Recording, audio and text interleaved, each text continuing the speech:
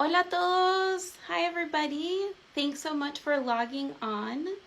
Hi everybody! I'm so excited to join you all live. I'm Melanie Gárate, and today I'll be co-hosting with Aurora for Women's History Month.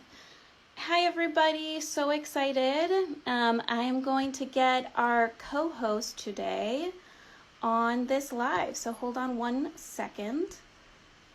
Here we go. Aura.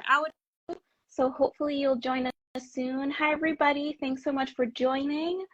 I'm Melanie Gárate. I'm one of the Latino Outdoors leaders. Perfect timing. Hi. Yay. We are now joined by our co-host tonight, or tonight over here in Boston, this afternoon over on the West Coast by Aura. Hi Yes. everybody. Hi Aura. Nice to meet you. Nice to meet you too. Hi, everyone. Greetings from Los Angeles, from California. I hope everybody is doing fantastic. Thank you so much. It's so good to meet you here, in this I know. virtual space. Very, very excited to join in on this amazing conversation. I am Melanie Gárate. I'm over here in the Boston area. So, hi, everybody who's on the East Coast time, just getting out of work.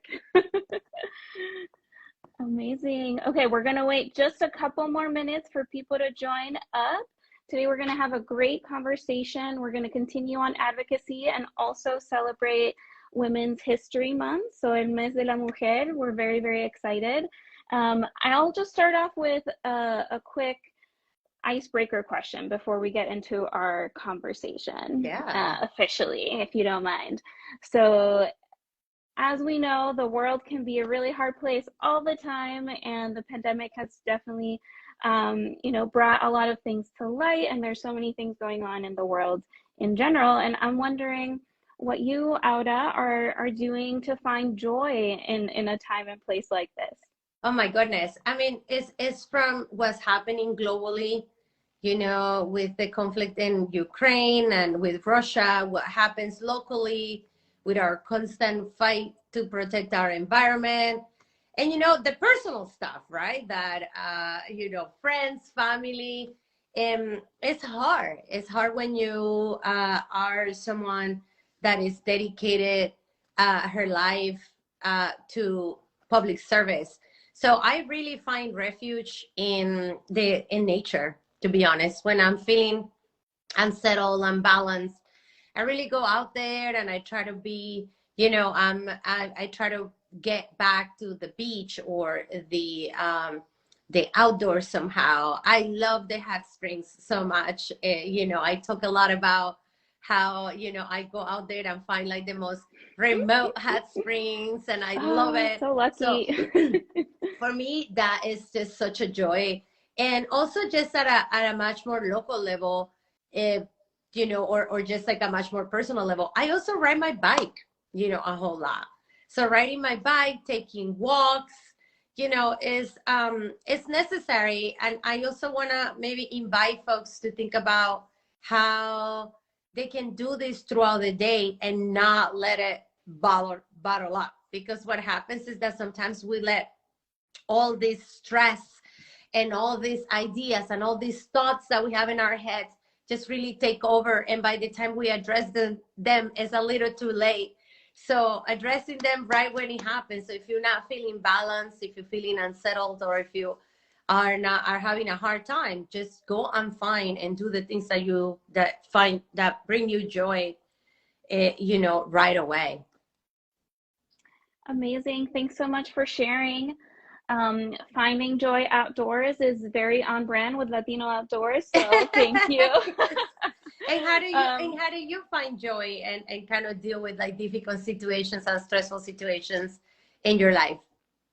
It's super similar to you. I have a dog. He's my little Boricua pup that I rescued as a quarter life crisis situation 7 years ago, and so he's taught me to enjoy all seasons. And out here in Boston, you know, it's very cold in the wintertime. There's lots of snow. Well, now it's turning into rain, you know, climate change. But he's taught me to be able to enjoy all of that. And so I've just gotten gear. I have been able to enjoy being outdoors all season long. But the newest thing that I'm doing is I'm going rock climbing. Yes. I joined a rock climbing gym, and I've been inspired. I think I mentioned this last time, by so many women who are part of Latino Outdoors, who do a lot of rock climbing. And I'm like, yes, I love this. It's kind of like a puzzle, you know, because there's different levels. It's like, how do I get up in the best way? And it's also a really great community building opportunity. So there's lots of great women out there. There's actually a women's climbing night tonight that I may go after we have our combo. So Awesome. yeah. Awesome. That sounds so cool. I also, you know, I also dance a lot. When things are getting rough, all the time. And between meetings, I just get up, I play a song that I like, and I just jam it out and dance and have a good time. Amazing. Yeah. Well, thank you for sharing. And everybody, thanks so much for tuning in. For those of you who just joined, we are having a great conversation celebrating Women's History Month with Aura, superwoman out in LA. I'm Melanie Gárate over on the East Coast. And I think we want to just start off by sharing who we are, our backgrounds, what we're doing, and what really motivates us to do the work that we do. Yeah. So, Aura, go ahead. Yeah. So I started my career as a young girl, and I'm from Colombia. So if anybody here from Colombia, put their little flag in the comments.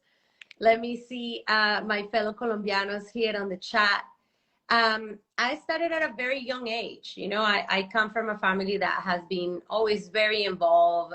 You know, our conversations around the dining table was always about politics and issues of, you know, culture, of interest, of, you know, of all of us. And at a very young age, I understood that, you know, my role, even as a young child, was also to participate and to give my contribution. And that was always very pronounced with my parents. You know, they took me to meetings, they asked me to speak. I was always, you know, in front of everyone. I was always empowered, you know. I was always told that my voice had a meaning, and that I could speak up, and that was important. And so at age 11, I saw a show about the climate, you know, the current, in those days, you know, like I'm a little older now. So back in the 80s, I learned about the ozone layer and climate change. And it really struck me as a young, and in such a young age, because, you know, I spent all of my summers outdoors. I spent so much time running and wild in the fields with my grandmother and her farm, and traveling with her to remote places, the Amazons, the oceans, so many beautiful places that I got to see. So for me, seeing a science show about something that we were doing, you know, emitting greenhouse gases, and how that was causing the ozone layer to deteriorate, and therefore cause what we call today climate change, or in those days global warming, it was really astonishing to me. So I was really alarmed. I couldn't stop talking about the show. I went, you know, to school, and I asked my principal I asked my principal if she knew about what was going on with the ozone layer. You know?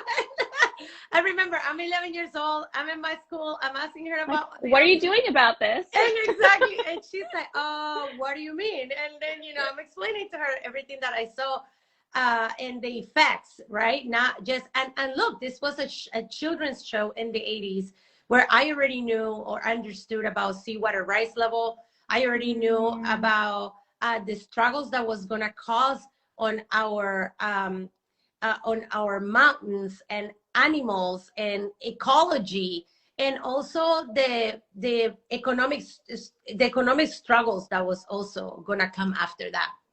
So, you know, I said, so what are we going to, you know, like, what's going on here in the school? How are we addressing this? And you know, and she said to me, well, what are You you going to needed do about it? answers. Yeah, I was like, what are we doing? And she was like, well, what are you going to do about it? Mm-hmm. And I think that's been like the question in my heart that really kind of throw me through like my whole career, you know. And later we're going to talk about, I ran for office, I have done so many things, you know. And I went and I founded the first environmental club in my school. And you know, our job was to go and educate people about the effects of the hole in the ozone layer in greenhouse gas emissions and how we can stop global warming. So that's kind of how my career started. Yes. Wow, what a powerful story. It just seems like right from the beginning, your family really positioned you well to be able to use your voice. Like we all have a voice, right? And we all have our perspective and something to say. And I really love that your family really gave you that opportunity. And then, you know, you didn't just take the opportunity, you kind of like swung it and like said, hey, school principal or whoever, like, what are you doing about it? That Yeah. sounds amazing. It And was it a seemed great like, challenge. It was a great challenge. But yeah. what about you? How did you get involved with Latino Outdoors, and how did you get involved in the advocacy? Yeah, thank you. I think my story is kind of the opposite to yours. I feel like growing up, I was taught, you know, this is in no way an offense to the way my upbringing was, but I was really taught to be quiet, to be Mm. polite. I'm a very polite person. I say things in very calm ways. You know, or at least I like to think so. Um, and but I've always had the questioning in my mind. So like internal processing. I read lots of books growing up. I was a young immigrant here, and I spent a lot of time by myself, just reading books. You know, like we couldn't really afford babysitter or anything, and so that is really what intrigued my questioning aspect. And growing up, I'm from Chile originally, so Sudamerica. Um, I spend most of my time swimming in the ocean, and that was really my main point of contact with nature. Mm. Even though we're surrounded by mountains and lots of beautiful areas like the Atacama Desert or Patagonia down south, my family couldn't really afford to do any of those things or Mm. travel. And so the main traveling that we did was 30 minutes out to the coast. And sometimes a little further to get that beach action. Mm-hmm. But I was then able to go when I moved out here to the Boston area when I was pretty young. I was then able to pursue a career in marine science, and so I was really focused on the plants, the animals, making sure to protect them. You know, I finished school more than 10 years ago in terms of undergrad, and it was all about protecting the environment. And it wasn't necessarily focused on protecting people and how Mm. people would be impacted by Mm-hmm. climate change. And that is something that I learned on my own through just, you know, asking questions and observing and seeing how our communities, you know, our people of color, immigrant communities were being left behind and being impacted significantly more than other communities who are more affluent and whiter. And so Mm-hmm. that is something that I learned to question and understand, but it took me a while because I wasn't really used to being the one who's like, okay, like let's do something about it. It's something that I had to learn along the way. And I think I've been inspired by women like you and other women who are in the advocacy space or in the science space that I didn't really see growing up, that I'm only really seeing now, and have been able to find my voice. Yeah, Yeah, and representation matters so much. exactly. And Mm-hmm. and seeing other people doing the things that you know, that empower them and that encourage them is so important. I'm grateful that I came from a family that encouraged somehow me Yeah. being outspoken and you know, kind of this kind of fight back attitude, because it's been something that has been very prominent in my career and in my personal life. Yeah. Yeah, and I think it goes to show, I think also talking about like historical trauma and things like that. Like, I'm from Chile. We came from a dictatorship. I was Yeah. born when the dictatorship ended. We were taught to be quiet and not to say anything, or, you know, serías desaparecido. You Yeah. know, you would be disappeared. Yeah. Yeah. And so coming out of that is really interesting. And us as Chilean people, or Latino people in general, finding our voice has been a struggle. And I'm so glad that we now have spaces like this where we've been able to express, you know, what our successes are, what our failures are, and what we need to change in order to really bring our people's needs to the forefront. Absolutely. I think it's important to recognize that for a lot of us that ended up in this country, the political situation in our native lands made us come here. And that one of the promises of the United States is that you can be yourself and that you can speak up and that your rights are protected. Unlike, you know, a place like Chile or like Colombia. And, you know, similarly in Colombia, women like me, the same thing. You know, I'm constantly battled that with my family when I go back, because they know that I remain very outspoken here, and you know, specifically on issues with environmental justice, and they always say, you know, be careful, activists here, eco activists here, they're not found, they're not even, their bodies are found, like, it's very sad. You know, so that's like a sad reality. And sadly, Colombia was one of the countries with the highest statistics of eco or environmental activists dying because of the advocacy that they do. And, you know, we have a few examples of incredible people from around the world that have incredible women, you know, Berta, like that have passed away. And I think it's worth mentioning the courage that it requires this Women's History Month, because I mean, we're celebrating the very contributions that women have, you know, made to the world. And it really takes so much courage sometimes, depending where you are, to defend what you love and to say what you want. Exactly. Yeah, I couldn't agree more. There's lots of bravery in any advocacy. And I think people tend to think, oh, well, environmentalism, you know, you're peace and tree huggers. But although that can be true, there is a cost, especially in a lot of our, you know, native countries, or lineage where our families may have come from. And there is a price for speaking out. But through all of that bravery, and because, you know, we have so much courage and power within us, we've been able to persevere. And I know that you have all of these amazing accomplishments. And I would love to hear what, you know, what you're doing now in LA. Yeah, absolutely. So, I mean, it's so timely that just a week ago, or maybe this week, it still was Latino Advocacy Week, because, you know, I continue being an advocate. And there's so much going on right now with the environment, especially, you know, we went to this pandemic together, and there was so much emphasis about surviving, you know, and the pandemic taught us so many actually wonderful things, you know, that a lot of us can work from home. And in that way, we can reduce traffic out in the streets, reduce, you know, emissions. It also show us the incredible necessity around open space, green space, and parks. And LA is a very, you know, sprawl kind of city. And there's areas here where we don't have enough park access.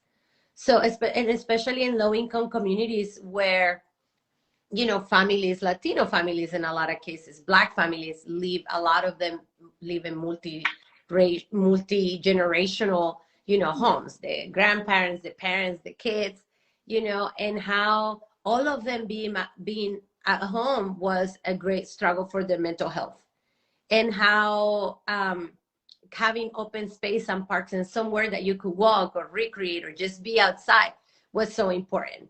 So in the past year, I have been really focusing on advocating for more open space and green parks, making, you know, school playgrounds that are already in communities most affected by pollution and by climate change, available for use after school and in weekends, so that the community can have a place to go. So that's been something, kind of trying to be creative about how do we find a green space for our community when you know, it's living in Los Angeles is very expensive. Finding real estate in Los Angeles is very expensive, and just putting, there's so many other, it seems that there are so many other priorities before thinking about these issues. You know, the other part to this is that we are still on a climate crisis. We're in a crisis, and unless we take seriously reducing greenhouse gas emissions, we are already at a point of no return. So every year, the community of scientists that study and model what happens to our climate have been saying we have 8 years, we have 6 years, we don't know what's going to happen. Like, we already have so many megatons of pollution in the air. We don't know the struggles. We know this year that we are at a point of no return, and that it has been caused by us, by humans. So, you know, working on things like electrification. How do we make sure that we don't have any more gas infrastructure in our homes that that also are harmful for our health? If you have a gas stove in your home, even when it's off, is emitting certain gases, and that they're very harmful for your health. So, you know, so there's a lot of advocacy that I participate on. You know, before the pandemic, I ran for office here, for local office, for city council. And even though I didn't get to where I wanted to be, I have learned so much, and I met such an incredible big community. And I get to now sometimes even mentor the new generation of, you know, of people that want to run for office and get more involved in endorsement process, and, you know, and like more of the democratic process. So it's been exciting. But yeah, that's like in the nutshell what I have been, you know, busy with. I would love to learn what the process was like running for office, just so people who are listening or who may be listening don't know what that's like or what that even means. Yeah, so, you know, I never really had an intention of running for office, which is the first thing.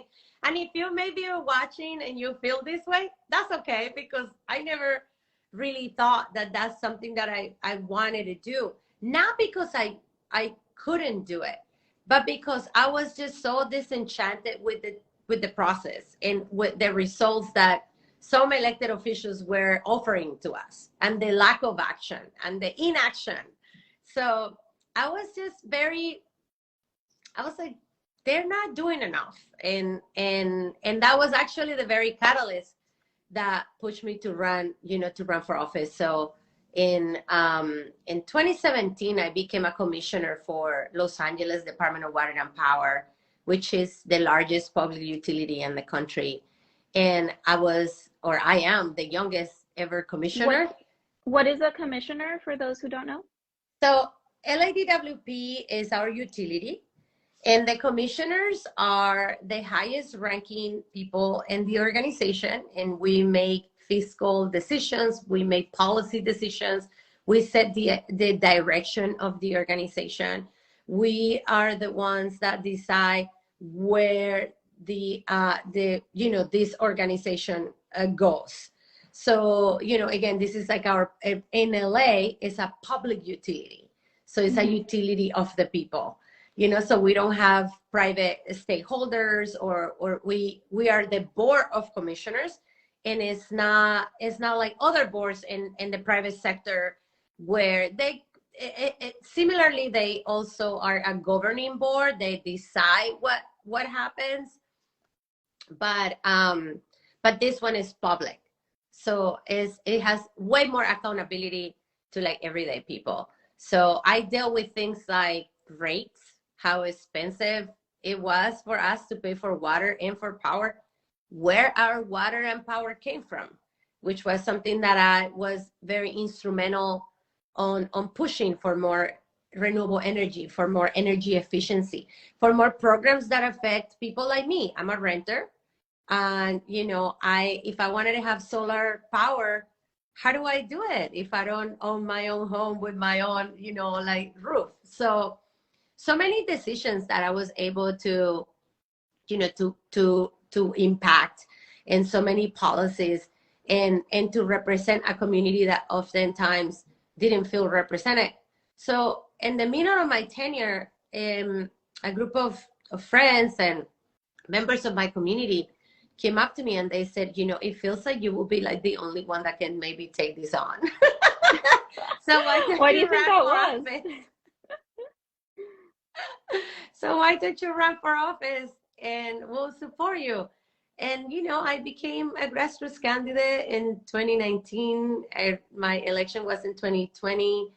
And like I said, it was a tremendous experience. I am so deeply grateful for all the people in my life that showed up and supported that process, because it's extremely hard. As you know, you have to fundraise so that your campaign is going and people can see your message, and they can get to know you.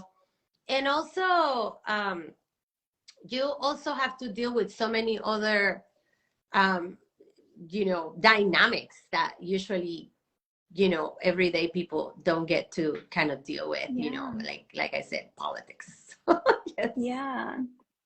Yeah, there's lots of politics, meaning lots of interpersonal relationships and how one views the other, and all of those things that make it a little hard, a little difficult. It's not a smooth process of just saying, here, I want this to happen. Well, have to think about the different entities that are involved and how they get along and who's talking to who and how they're being, like all of those things are Yeah. definitely things to consider. I also just want to reflect that I don't think the system is set up for people like us to run for office and to win.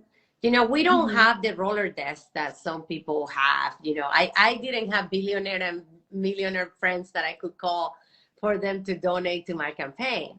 So in money is a big factor. And I ran on a platform of like, we need to get the money out of politics. I ran on a platform to be very truthful to working class people that are struggling in this country. And in my city, in Los Angeles, I ran on a platform to address our homelessness issue in a much more holistic way and not in silos. People don't only need homes when they're unhoused. They also need tremendous support. Living on the streets is very, very tough and very traumatic. So how do we tackle these issues and the intersectionality with environmental issues, and how building housing and where we're building it is also important for us to address the climate crisis. The elements that we use to build our homes, public transit, like the way the urban planning is so important. So I run in that platform, but again, I feel like we have still some time to go. We still have, I feel like it's even like post-colonialism and capitalist and, patriarchal system that keeps just favoring the same people, which oftentimes are men and more affluent men, and for that matter, even white men. So it's tough. Yeah, 100,000%. I think that if we're talking about the climate crisis, we have to talk about all of these intersecting issues, social equity issues that are going on at the same time, the legacies of redlining and how that's influenced. Yep. So that relates to urban planning, the public health crisis that is part of the climate crisis, the housing crisis, like all of these things are interconnected. And speaking about where are the open spaces, where are the green spaces in LA that, Latinos and other people of color can actually access. Well, we also have to look back at the historical racist redlining that happened and how that's, excluded certain people and how that's just persisted, even though that was a policy that happened in the 1930s. Yeah. So all of these things are interconnected, and I think that we have to think about the climate crisis in all of these facets, and it's not just let's protect the trees or let's just reduce carbon emissions, or let's just do that. Like, it's all of these different things that need to be thought of holistically, as you said. Yeah, super important. Absolutely, Mm-hmm. absolutely. We also have to talk about indigenous communities and how Mm-hmm. we have taken some of their prestigious like lands and water in Mm-hmm. order to, in order to bring, resources to other places. So Mm-hmm. it's important for us to also to remember that as we, we are advocates, that we, that we're women, that we're Latinos, the Latinas, Latine, that there is a tremendous responsibility that we have to uplift the voices of those that have been most affected by our own actions. In Los Mm-hmm. Angeles, for example, we import a lot of our water.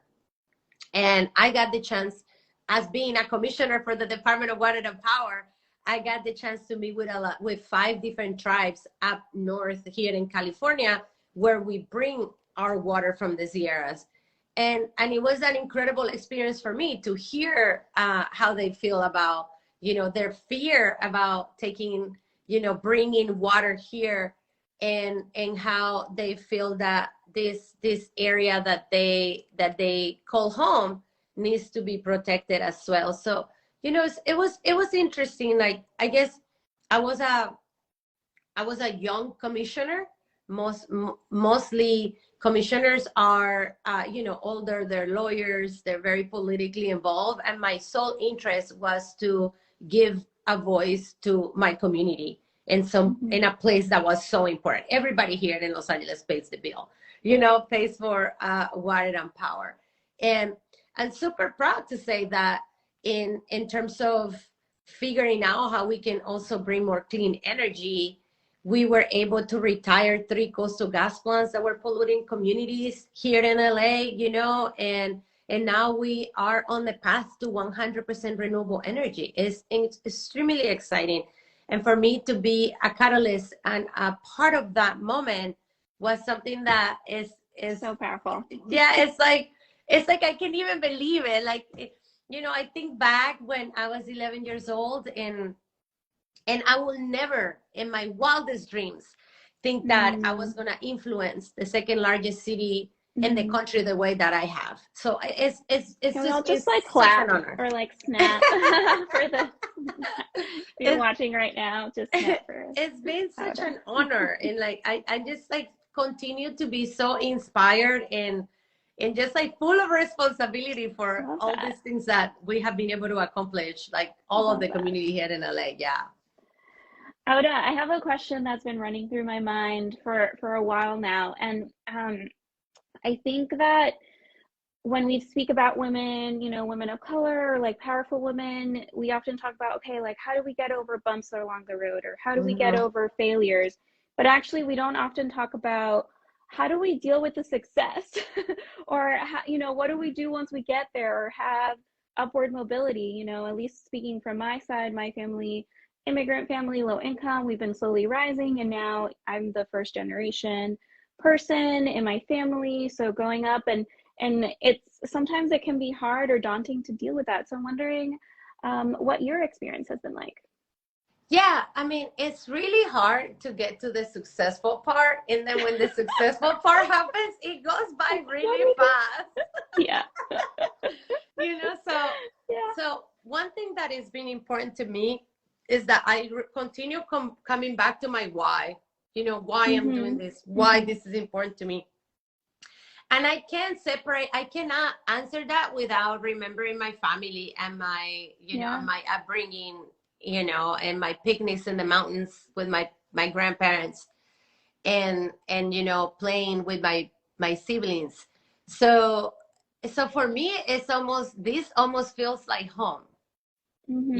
It almost feels Mm. like and I'm not married, I don't have kids, and talk about the toll that this kind of work takes also in your personal life. Like, a lot Mm-hmm. of my evenings are consumed by meetings, by lengthy meetings, like hours and hours of meetings and reading and discussions, and having to like deal with people's personalities and helping them kind of come along with you. So that's another part that is important to understand. Sometimes success is great, but it sometimes can be lonely. Yeah, and out there, I'm seeing some comments. I'm not just talking about like monetary success. It's like, okay, I was able to pass this bill, or I, received this grant for the community that could really benefit, or I was named commissioner, like all of these things. It doesn't have to be about monetary value. It's like you're going up and becoming a leader, and you're thought of as a leader. I mean, think about AOC, how she was a waitress, and then she just went way up and is just blown up. And so, we all have these like micro versions of that. It doesn't have to be as explosive as Everybody. AOC, The moms yeah. have that. I have so much respect for mothers doing advocacy work. Incredible people. They really deserve all the praise and all the acknowledgement, and like really, really, really beautiful. And yeah, it comes the scale or the measurement tape. It's different for all of us. But your question about how do you deal with success, and how did you remain truthful to where you got there to do, because it's also very seductive. It's very easy that now you have access to other people. Now suddenly your jokes are very funny. Everybody's just laughing at your jokes. Everybody wants to say hello. They think that you're so great. And it's because you're in this place of like leadership and power. And how do you bring others along with you? It's important to also kind of keep in check that ego. How do you continue building a bigger table so that more people can be in it and see it in it and have a part. So yeah, it's a very interesting. I have a few friends that are very, my inner circle is very small. I know a lot of people and I love them, but my inner circle is very small, and it makes me be so grateful to them, because I can bounce these ideas and tell them about how I feel, and they can say like, no, you're totally right, or like, no, this isn't the right approach here. And like making a decision, like for me, a long time ago, I decided that for me, what was important was to build a movement. So everything that I do, it adds on to building this movement and being and bringing more people on and that type of leadership development with folks that and you don't know.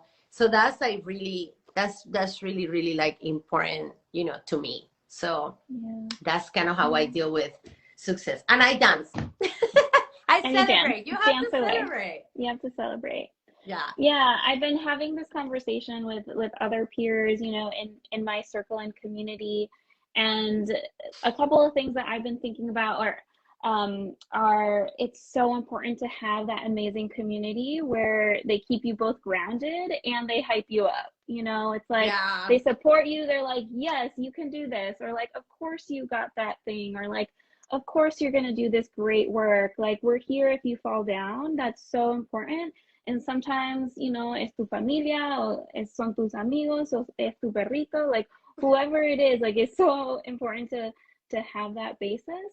And I think that, speaking in terms of my experience with the Latino community, like when we're up in those spaces, it can also be like, well, there can only be one Latina here, or oh my God, yes. like you're tokenized by other white people, or you get it from your own community, and it's like no, like we need to work together. Like I want to create more space at the table for other Latinas to be here. We don't have to beat each other up or beat each other down. We have to lift each other up and make a bigger table, right? 100%. And also recently, a mentor of mine told me, like, congratulations, you're on your way, whatever it was. And be careful, because this is when people will start to elbow you. So how do you, deal with that? And speaking to another Latina, she said, it doesn't matter if people like you or not. it matters if people respect you or not. You know, you want to be respected in the community because you're doing the best for whatever cause you're talking about. You know, for me, it's climate resilience, environmental justice communities, making sure they're protected and they benefit from any climate resilience that we create. For others, it might be something else. You know, maybe you're a doctor or a nurse or a lawyer or a mom or a teacher. Like, how can you be respected in your area by also giving more space for other Latinos or people of color to join you? Absolutely. You know, a very good friend of mine, I love her to death, Claudia. You know, one time I was talking to her about, I can't remember exactly, but I said something to her like, well, yeah, you know, because I don't want to compete with them. And she said to me, Aura, there's no competition. Exactly. And I, you know, I attentively listened to her, and she said, because there is so much. Love is so infinite. It's like the air, or it's the work is so infinite. Bless them, offer you support, and keep going with whatever you're doing. And I think that a lot of times we come from this place of a scarcity to do this work. A lot of people get drawn to advocacy because they're like lonely, or they want a sense of community, or they want to feel good about doing something for other people. It's an incredible feeling, you know. It's so powerful. But I think we also come to this work with a lot of trauma, you know, especially us that have traveled miles and miles to get to this land and immigrated here. It's hard. It's like super hard sometimes to kind of process that trauma. And I feel like this work, being an advocate, being an organizer, being an activist, really allows you to also heal. I feel like there is so much space for collective healing, community collective healing, when we come to do this work together. Exactly. And in that regard, are there any Latinas in particular that you find inspiring, that you've been inspired along the way or now? I'm trying to, you know, I'm trying to think who are the Latinos I mean, like, there are so many beautiful women. I see the young people doing amazing things, you know, that I like love so much, their courage, you know. And we have so many examples. Usually what comes to mind is my mom, you know, and I don't think that she will ever categorize herself as an organizer or an advocate or anything.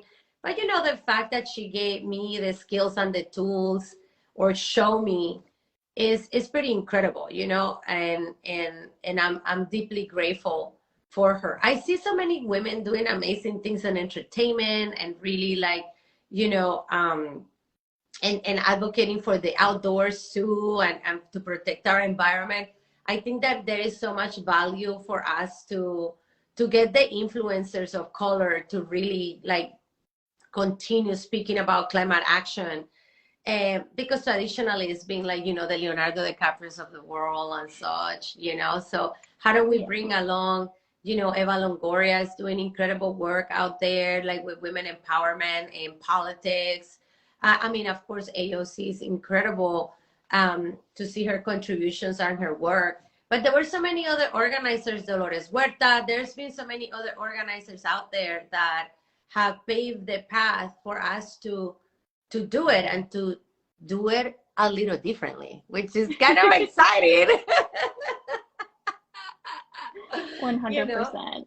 You know? Yeah. But you know, I want to encourage people to look at the examples that are around them. Because yes, there are examples that are amazing, you know, and powerful and big and bold and famous. But there are so many examples around us, you know, like the PTA, you know, moms and schools. I like I said, I've been working on this parks campaign jointly with, you know, the schools. And I have, you know, and I have learned so much about the courage of so many moms, you know, so many moms that don't speak English, and that want the best, and that want to be involved, and that want the best for their children. So it's pretty inspiring. So don't go out there trying to find your famous person on Instagram with the million of followers, but look around you to the people in your community that are doing incredible things too. It's important. Yeah, I totally agree. I feel like in the world that we live in today, it's like we look at the number of followers or who's ever making a huge explosive impact, as we talked about earlier. But I think we have to remember that advocacy starts with us, and it Mm-hmm. starts with our own stories. And again, we are the only ones that can share that story, and those stories have power. That's how it all starts. And if I can um, try to say or remember the quote from Adrienne Marie Brown from Emergent Strategy. If you don't know her, but her she credits so many other people in her emergent strategy work that it's all the little things. If we're thinking about birds migrating, how do they communicate to be able to migrate all together in a line down to the south for the winter time?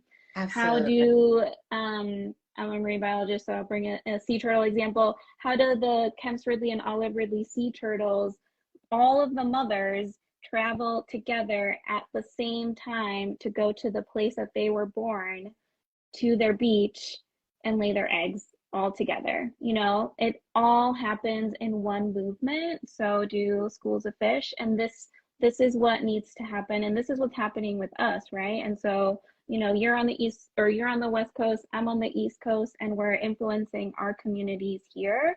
But, it's not in these huge explosive ways. It's working with our communities and understanding our Yeah. communities' needs and just plugging away in the very best way that we can. Yeah, absolutely. And I have people on Instagram sometimes that they message me and they say, like, I love what you said and I wonder how I can be Yeah. helpful. I'm like, yes, please come on board. Like, of Yeah. course, there is always something. And, we always need so much help and support, especially, I mean, this, that you're an advocate and you work with different organizations. There is always so much work to be done. We need So much work. so We much need more you. people. We need everybody Yeah. who's listening. Absolutely. Get involved. That's my hashtag. Get involved. Make sure that bring awareness, become your own, voice, express what and be truthful to who you are. Like, I think that something that I try to be really protective about is that I'm colorful, this is my hair, this is how I like to, be. And you don't have to comply with these societal restrictions about, oh, well, if you want to be an advocate, you have to be this person, or you can only do this, or if you're a person involved in the community, you can potentially like to have a good time. I mean, Mm-hmm. it's like all these things. We have to break all these barriers that are separating us from ourselves and from each other, and make sure that as we become incredible advocates, that you get to be yourself. Mm-hmm. Maybe you play the guitar and what you want to do is sing songs every day for the environment. But guess what? We do tons of events and we always need talent. So we need you too, or maybe you like poetry, or you write incredibly, but you don't like to speak. So maybe you can be the person that writes talking points for us. So I'm illustrating here that we need everyone's talent and everyone's voice, and in the fight and in the movement, and I'm because in order for us to change everything, we're gonna need everyone. Exactly. Advocacy doesn't have to look exactly in one way. If you listen to some of our conversations last week, we talked about so many different ways that you can be involved in the movement, and it doesn't have to be an AOC. You don't have to be this very outspoken person.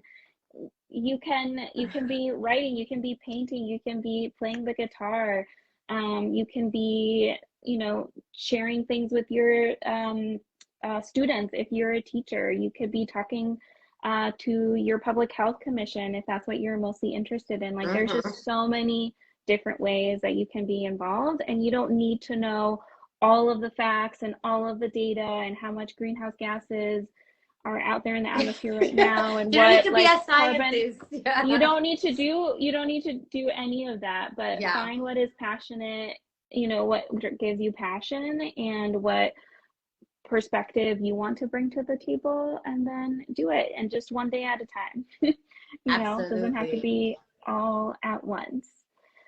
Well, I think we're closing out. I want to give the opportunity for people to put in questions in the chat, and I'll try to capture them as you all ask any questions of Aura or of me.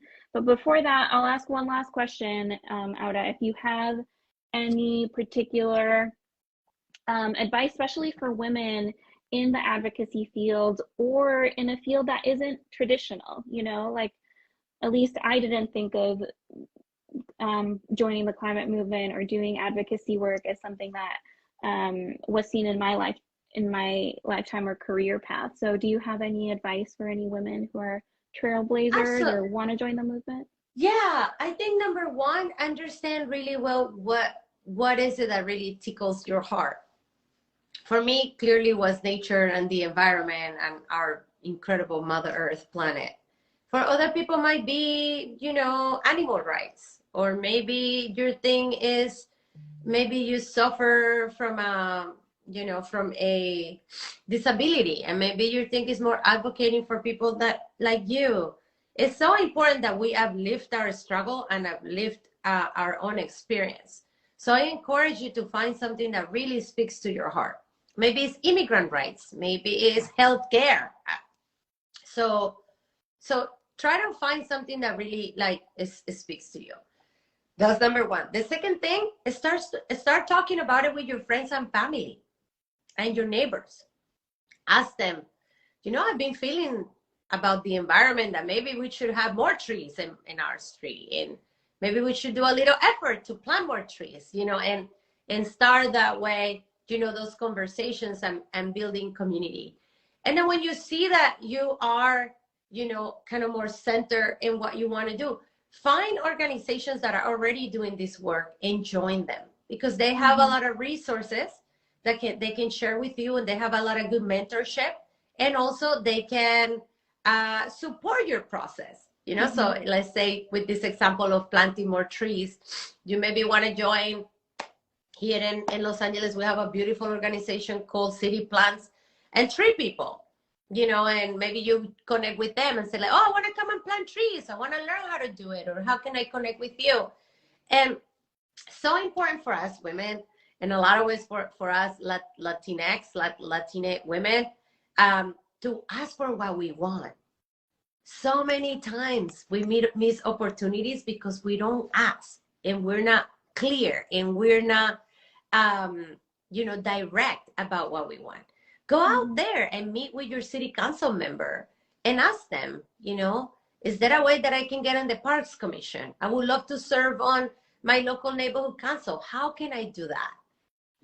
And ask for guidance. And you'll be surprised how many times the call, the ask, gets answered. So I think that's a really great trajectory, and something that we have to practice and embed more, which is, asking for what we want, having focus, having a vision, and center it in the things that matter deeply to us. I love that. I love that. Thank you so much for sharing. I think again, if anybody has any questions for Aura, please put them in the chat. But I'll add that for me, it's really important to, one, not be afraid of our power. We're all such powerful women. We have something to say. We have our perspective, and we can create change either in our little community or more broadly out there. So don't be afraid of that. Like, you can do it. No tengas vergüenza. And then also at the same time, we as women have been socialized to do everything, to not only work full time, but to be, if you're a mother, to be a full-time mom, to then be full-time homemaker, be full-time taking care of the rest of the extended family, to be in school, like all of these things. And we have to protect our energy. We have to protect our mental health. advocacy is a marathon. It is not Yeah. a sprint. And so Yeah. you can take breaks. Trust me, the problems will still be there. Yeah. And the solutions will also still be there. And so, you know, believe in yourself, believe in your own power, no tengas vergüenza, and at the same time, make sure that you take time for you and take time to rest and acknowledge that you're worthy of rest regardless of whatever work that you're doing. Absolutely. Such wise advice. Yes. Amazing. Well, Aura, thank you so much. It's been such a pleasure to meet you and talk to you.